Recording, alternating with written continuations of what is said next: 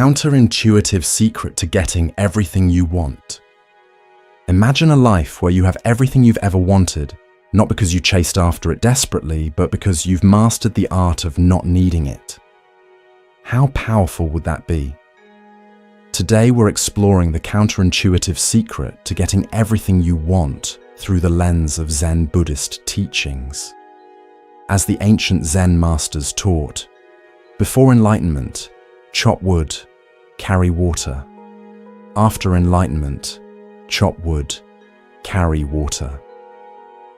Let's discover how this profound wisdom can transform your relationship with desire and fulfillment.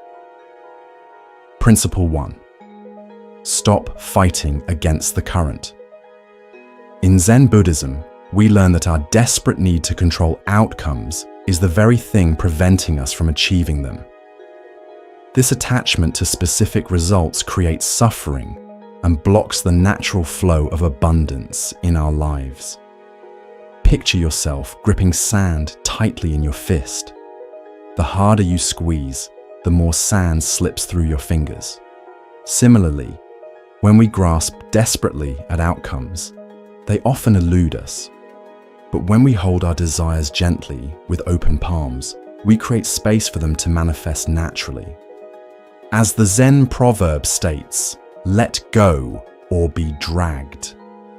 This means that our attachment to how things should unfold causes us to be dragged through life, fighting against reality rather than flowing with it. By releasing our tight grip on expectations, we free ourselves from disappointment and frustration. The irony is that when we stop trying to force life to conform to our demands, we often receive what we truly need. This doesn't mean abandoning goals or becoming passive.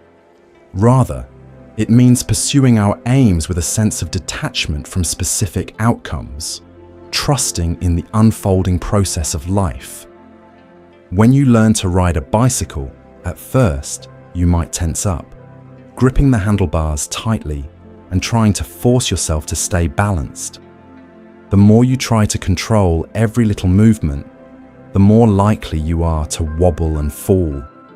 However, as you relax, trust your instincts, and allow the bicycle to find its own balance, you start to glide effortlessly.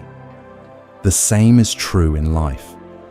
When we loosen our grip, trust the process, and focus on the journey rather than the destination, we often find that we navigate life's challenges with greater ease and discover unexpected joys along the way. By embracing this principle, we remain centered regardless of external circumstances, finding peace not in controlling the world around us, but in mastering our inner response to it. Principle 2. Care deeply, hold lightly. Non-attachment is perhaps the most misunderstood concept in Buddhist philosophy. Many believe it means not caring or becoming emotionally detached from life. Nothing could be further from the truth. As the Zen master Thich Nhat Hanh taught, to have peace, you can begin by walking peacefully. When the idea of peace becomes a certain kind of action, then you are really engaged in peace. This means that non-attachment is about fully engaging with life while releasing your desperate need for things to be a certain way. Imagine a musician who practices diligently, yet plays without concern for applause. They pour their heart into their performance without attachment to recognition. Paradoxically, this freedom often leads to their most moving performances, naturally drawing appreciation from others. Non-attachment allows you to give your best effort without being shackled by anxiety about results. This creates a state of flow where your natural abilities can shine through unhindered by fear or expectation. When we release our attachments, we don't become indifferent. We become more present and engaged. We experience life more richly because we're not constantly evaluating everything through the lens of, what's in it for me? Or, is this taking me closer to what I want?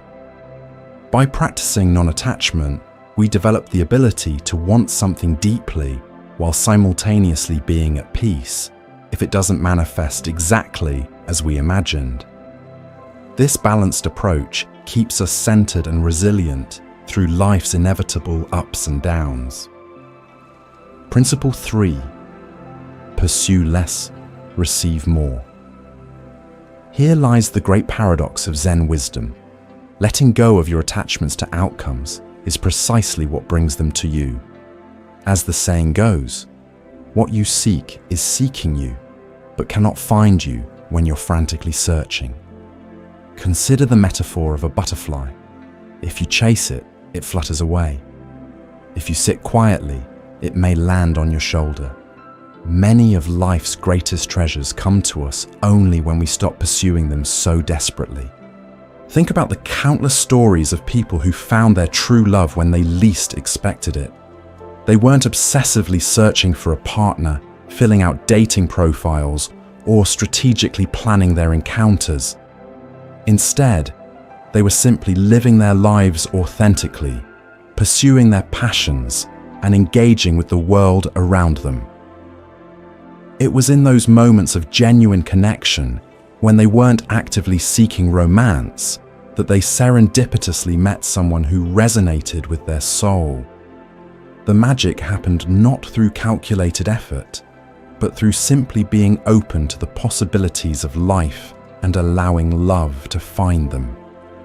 As Zen master Shunryu Suzuki said, "In the beginner's mind, there are many possibilities, but in the expert's mind, there are few." When we release our rigid expectations about how fulfillment should appear, we open ourselves to countless ways in which it might manifest. This principle applies to relationships, career success, abundance, and even happiness itself. The paradox is that happiness cannot be pursued directly. It emerges as a byproduct of living with presence, purpose, and peace. By embracing this paradox, we learn to distinguish between authentic desire and attachment. Authentic desire motivates positive action while remaining open to how things unfold. Attachment demands specific outcomes on our timeline, creating suffering when reality doesn't conform to our expectations. Living in alignment with this paradox means taking inspired action from a place of contentment rather than lack. You move toward your goals not because you'll be happy when you achieve them, but because you're expressing your true nature through the pursuit itself. Principle 4. Win the battle within yourself. In Zen Buddhism, true power comes not from controlling external circumstances, but from mastering yourself. As the saying goes, "He who conquers himself is greater than he who conquers 1,000 men in battle." Self-mastery involves developing awareness of your thoughts, emotions, and reactions. By observing these internal movements without being controlled by them, you cultivate inner freedom, regardless of external conditions. Consider the story of Viktor Frankl, a psychiatrist who survived Nazi concentration camps. Despite enduring unimaginable suffering, he observed that while prisoners couldn't control their circumstances, they maintained the freedom to choose their response to those circumstances. In his darkest moments, Frankl discovered he could still choose his attitude and find meaning by helping fellow prisoners. As he wrote, "Everything can be taken from a man but one thing, the last of the human freedoms: to choose one's attitude in any given set of circumstances." This profound realization helped him survive when many others lost hope. His experience demonstrates that even in life's most extreme situations, our inner response remains within our control. Win the battle within yourself means that our greatest obstacles aren't the circumstances we face, but our responses to them. By developing mastery over your mind, you can remain centered even in challenging situations. The practice of zazen, sitting meditation, in Zen Buddhism is designed precisely for this purpose, to help you observe your mind without attachment or aversion. Through this practice, you develop the ability to respond to life consciously rather than react automatically. Self-mastery also involves aligning your actions with your values. When your behavior contradicts your deepest principles, internal conflict arises, disturbing your peace. By bringing your actions into harmony with your authentic values, you create inner congruence and strength. Imagine a person who deeply values honesty and integrity. However, they find themselves in a situation at work where telling a small lie might benefit them financially or professionally. They feel torn, knowing that dishonesty goes against their core principles. If they choose to lie, they might experience a temporary gain, but they'll also carry a sense of guilt and unease. This internal conflict will erode their self-respect and disturb their inner peace. On the other hand, if they choose to act in accordance with their values by telling the truth, even if it means sacrificing a potential benefit, they will experience a sense of integrity and inner strength. This alignment between their actions and their values creates a foundation of self-respect and lasting peace, regardless of the external outcome. By focusing on self-mastery rather than controlling others or manipulating circumstances, you develop an unshakable foundation that sustains you through life's inevitable changes. This internal stability becomes the platform from which true fulfillment emerges. Principle 5. Act as if you've already succeeded. One of the most transformative Zen practices is to live as if you already possess everything you seek. This isn't about pretending or using affirmations. It's about recognizing the completeness that already exists within you. As the Zen teaching states, you are perfect as you are, and you could use a little improvement. This paradoxical wisdom acknowledges both our inherent completeness and our capacity for growth. When you approach life from a place of inherent abundance rather than scarcity, your energy changes. Instead of desperately grasping at opportunities, you move through the world with quiet confidence, naturally attracting favorable circumstances. Act as if you've already succeeded doesn't mean abandoning goals or ambitions. Rather, it means pursuing them from a place of wholeness instead of lack. You take action not to fill a void, but to express the fullness that already exists within you. Think of someone who loves to cook. They might have dreams of opening a restaurant or becoming a famous chef, but their primary motivation isn't fame or fortune.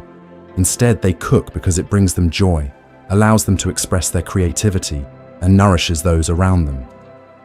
They pour their heart into every dish, not to impress others or achieve a specific outcome, but because they genuinely love the process.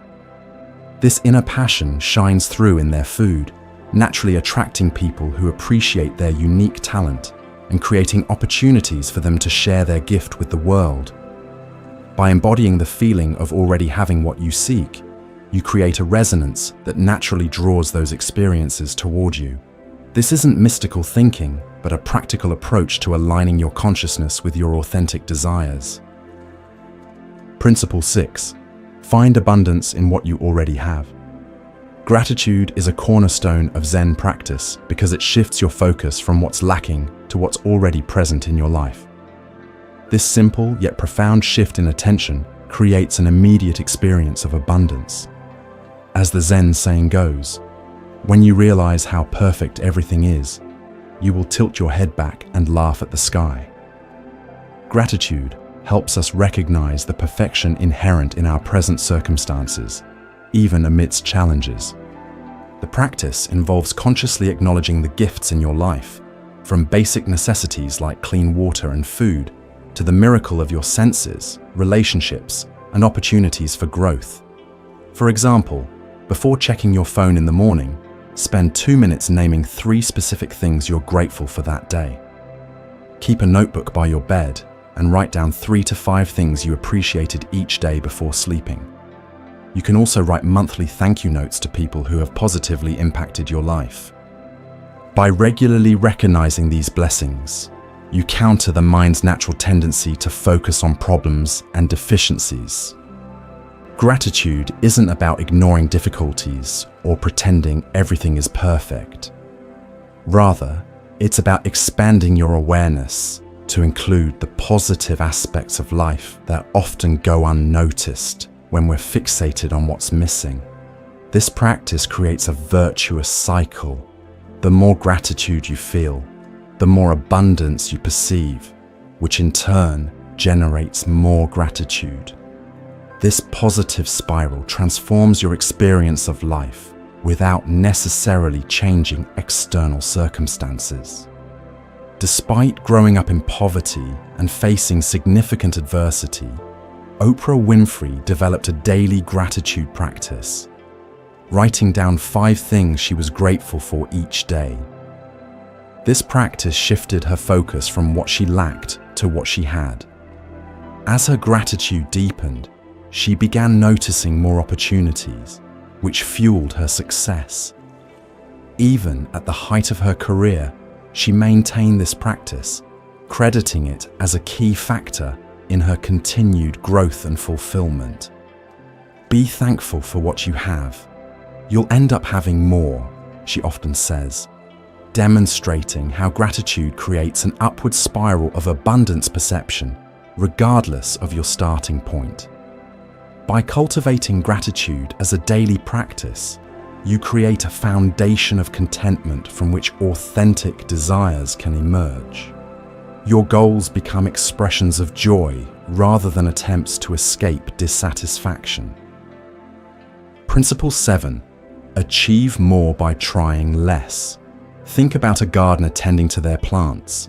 They don't force the flowers to bloom by pulling at their petals.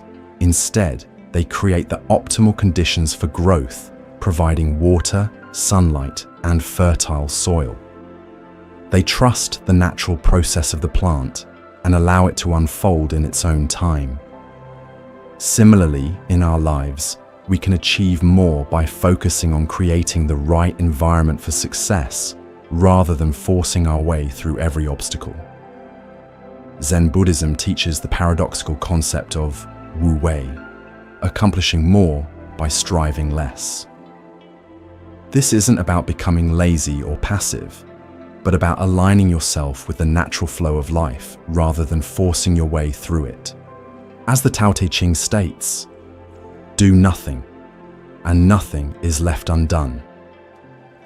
This seemingly contradictory wisdom points to the possibility of effective action that emerges from a place of inner stillness rather than anxious striving. Consider water, which effortlessly finds its path around obstacles.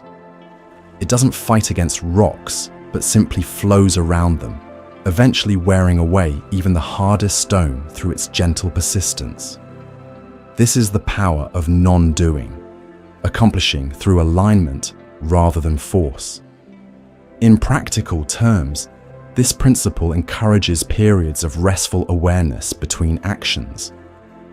By creating space for intuition and insight to emerge, you often discover more effective approaches than those generated by constant activity. This approach transforms work from exhausting struggle to flowing engagement.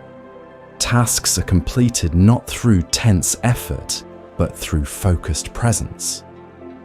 Many peak performers across disciplines describe this state of effortless effort, where results seem to emerge naturally through them rather than being forced by them. By embracing non-doing, you conserve energy while increasing effectiveness. You learn to distinguish between productive action and busy work, focusing your efforts where they'll have the greatest impact rather than dispersing them through anxious activity. Principle 8. Give what you wish to receive. In Zen Buddhism, true fulfillment comes not from accumulating for yourself, but from giving to others. As the teaching states, in giving, we receive. This principle reverses our conventional understanding of how to get what we want. Instead of focusing primarily on your own needs and desires, the path of service involves asking how you can contribute to others. Paradoxically, by shifting your attention from getting to giving, many of your needs are naturally met through the connections and opportunities that service creates. This doesn't mean sacrificing your well-being for others. In fact, authentic service emerges from overflow rather than depletion. By taking care of yourself, you develop the resources to genuinely help others without resentment or burnout. Service aligns you with the natural flow of abundance in the universe. Just as breathing requires both inhaling and exhaling, the flow of prosperity involves both receiving and giving. When you block either aspect of this cycle, stagnation occurs. Think about the act of volunteering at a local community garden. People from all walks of life come together to cultivate a shared space, planting seeds, tending to the soil, and harvesting the produce. They don't expect monetary compensation for their efforts. Instead, they find fulfillment in contributing to something larger than themselves, providing fresh food for those in need, and building a sense of community. This act of service, this giving of their time and energy, enriches their lives in countless ways, fostering new friendships, connecting them to nature, and filling them with a sense of purpose that goes far beyond any financial reward. The path of service also connects you with purpose beyond self-centered concerns. This expanded sense of meaning creates a fulfillment that material acquisition alone cannot provide. Many people discover that what they truly wanted wasn't the object of their desire, but the feeling they thought it would bring. And service often provides those feelings directly. By orienting your life around contribution rather than acquisition, you participate in creating the kind of world you want to live in. This alignment between your actions and your values generates an authentic satisfaction that transcends the temporary pleasure of getting what you want. Principle 9. Make peace with impermanence. We love the vibrant colors of autumn, but we know the leaves will eventually fall. We enjoy the warmth of summer, but we know winter is coming. Instead of fighting these changes, we appreciate each season for what it is, knowing that its beauty is fleeting. Similarly, in our lives, we can learn to embrace the impermanence of things, our relationships, our jobs, even our own bodies. Knowing that everything changes allows us to savor the good times and navigate the difficult times with more grace. Zen Buddhism teaches that everything is constantly changing, a truth called impermanence or anicca. Recognizing this reality transforms how we relate to our desires and possessions.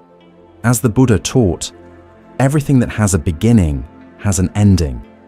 Make your peace with that, and all will be well. When we deeply understand that nothing lasts forever, neither our problems nor our achievements, we hold life more lightly. This principle doesn't mean becoming nihilistic or detached from life. Rather, it encourages us to value each experience more deeply, precisely because it won't last forever. Ironically, by accepting the temporary nature of all things, we can enjoy them more fully in the present moment. Embracing impermanence also releases us from the burden of trying to permanently secure our happiness through acquisition.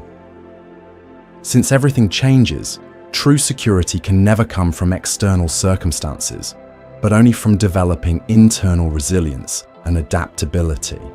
When applied to our desires, this understanding helps us enjoy both the pursuit and the attainment without clinging.